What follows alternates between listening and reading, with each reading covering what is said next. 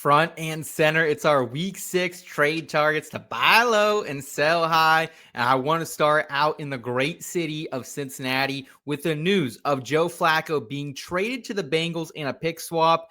There is hope that it can provide potentially some more fantasy production for the likes of Jamar Chase, T. Higgins, even Chase Brown. I think, though, this might be the last chance to sell these Bengals pass catchers at a good cost. While Flacco might be an improvement over Jake Browning here, I don't think at age 40 he's going to be able to do enough damage behind this beyond broken Bengals offensive line.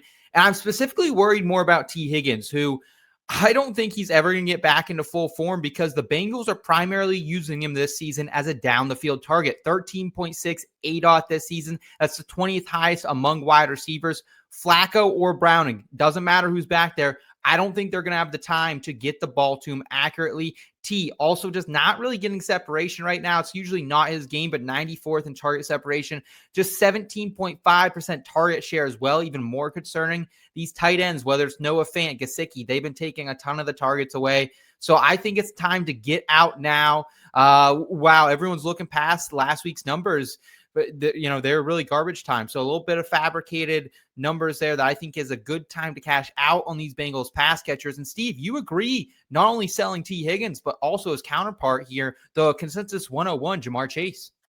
Yeah, I think right now you got to strike while the iron is lukewarm on these guys because yes, right now there's hope, right? And that's what you need to cap. In fantasy football, it's the number one thing, right? Hope is such a cruel thing because you see this happen and you're like, it's going to get better. And the stats tell us that, yes, Joe Flacco is better than Jake Browning, but it's because Jake Browning is rated as the worst quarterback in the league, and the second worst quarterback in the league is Joe Flacco. Oh. So this was not what any of us deserved or wanted, right? Like, let's be so real.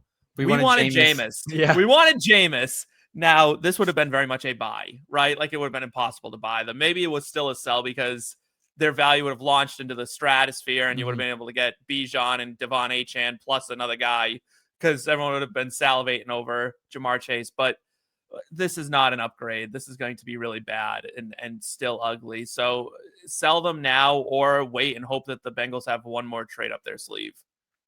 Eric, you were out in the social media streets these past couple of days, actually put out a wish list for the Bengals quarterback position. If you want to share that wish list with us, and where was Joe Flacco on that? And can he bring any more fantasy production than Steve and I are giving credit for out in Cincinnati? Man, I wish I had that wish list committed to memory. I do know that not listed on said wish list was Joe Flacco. Like Steve mentioned, the only player worse in the entirety of the NFL this season in terms of EPA per dropback than Jake Browning, or rather than Joe Flacco was Jake Browning. So wow. Statistically, not much of an upgrade. Obviously, Jameis would be a ton of fun. For me, for the nostalgia and for the feels, I would have loved to see Andy Dalton make his way back. Yes, that was on your list. And dust him off for maybe a wild card round where they would have a Saturday game and probably get bounced by the Texans, just like the early 2010s, the old times, days, baby. Yeah, that would have been a lot of fun. Ultimately, I don't think this is really a material change on the circumstance for either of these players. But to the point that both of you are making, there is incrementally more excitement about these guys than there was yesterday.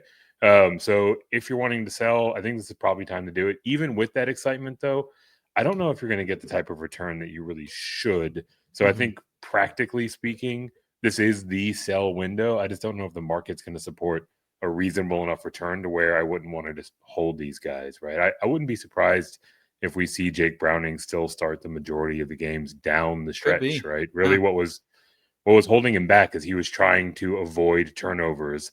And last week, when he realized that it was too far gone, he didn't have to worry about it, starts to uncork it. And all of a sudden, these guys look like certainly not the Joe Burrow version of this offense, but the better side of the Jake Browning version of this offense we've seen before. Steve, what do you think we could get back for the Bengals pass catchers? Like, obviously, Jamar Chase, we did our redraft last week. I think we were both a little bit more optimistic than Eric was on Chase, that he could still be a top 12, top 15 overall player, removing quarterbacks.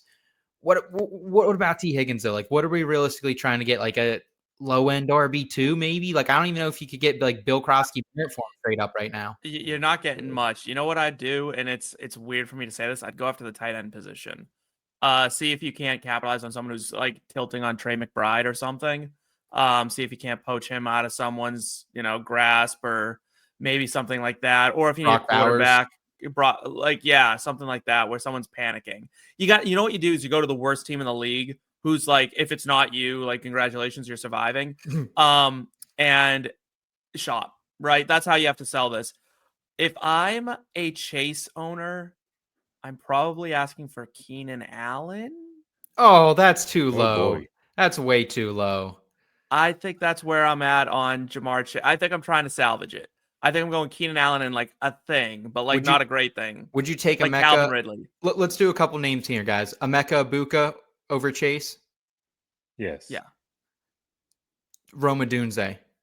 Yes. Rome. Actually, no on Ibuka for me. I'm going to switch that. Zay Flowers or Chase? No.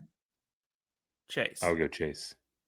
Okay. What about then for T Higgins? Let's put T Higgins, a couple wide receivers. Terry McLaurin. Terry. Yeah, that's fine. I'll go Terry. Debo.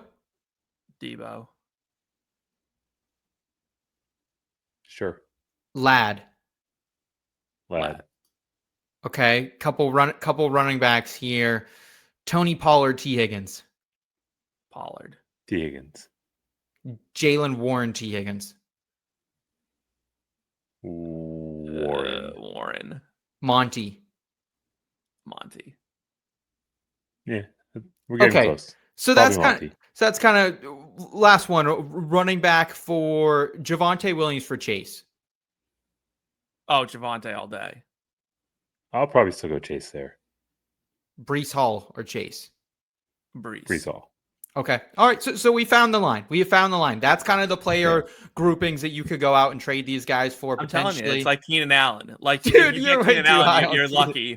You're way too high on Keenan Allen. I don't know if I'm taking Keenan Allen over T Higgins. Honestly, yeah, I'm so bearish on the rest of the season for Keenan Allen. Yeah, there could be a cliff. There could be a cliff, but we do not have. Honestly, if I'm in the T Higgins camp where I'm trying to sell him, I don't mind being on the wrong side of a deal and maybe going after a guy who's already had his bye week and just try to get that extra week of production by getting the quote unquote lesser player who's already missed that week on someone else's roster.